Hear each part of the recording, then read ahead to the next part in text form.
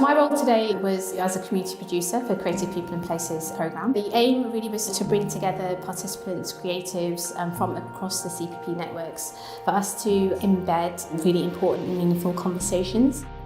Is the arts a luxury, or should it be considered a luxury? Democratise creativity to make it so that in communities, when art is something that's done with the consent, blessing and involvement of local people.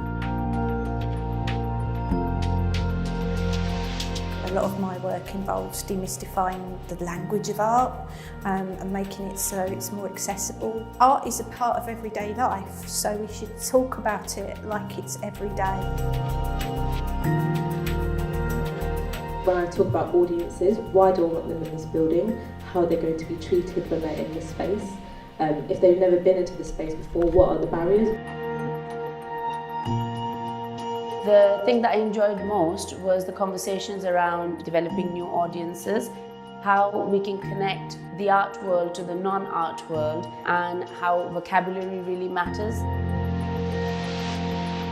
If you're a gatekeeper, you shouldn't be guarding the door, you should be putting more bloody doors in and not just letting them look through the windows.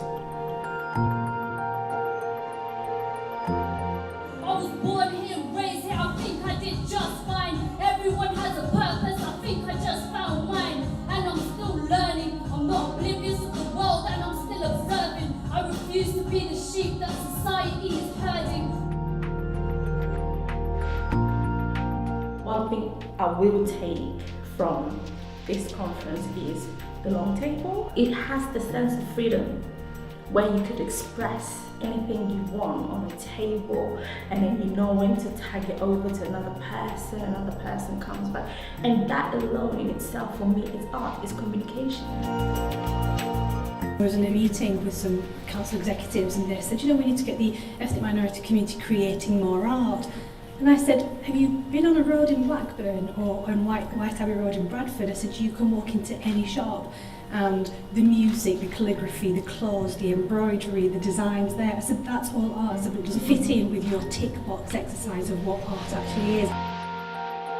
As a freelancer, we're not necessarily getting to check in with other people, and today we've done that. I've certainly done that, and then shared some of my own concerns and challenges. I want to take that back to our current project. You immediately come into a space where you are respected just for being yourself. In comparison to other settings where there's talks and conversations going on, a hierarchy is established quite early on. Whereas in this space, your experience is valid here, and that really opens up some really interesting conversations. Hopefully, sometime in the future, Darkin and Dagenham will host one of these. We need to be able to first create those spaces where we have not just representation for it to be intersectional.